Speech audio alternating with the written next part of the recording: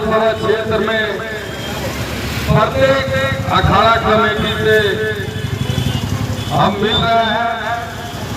और इसके साथ साथ रामनवमी का पर्व आपस में भाईचारा का संदेश देने का काम करते हैं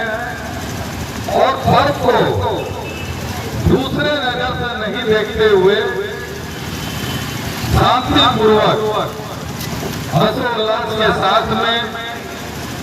इस पर्व को मनाना चाहिए। और मैं देख रहा हूं कि हमारे विधानसभा क्षेत्र में जितने भी अखाड़ा कमेटी है वो शांतिपूर्वक अपने क्षेत्र में कार्यक्रम कर रहे हैं और लोगों को शुभ संदेश देने का भी काम कर रहे हैं।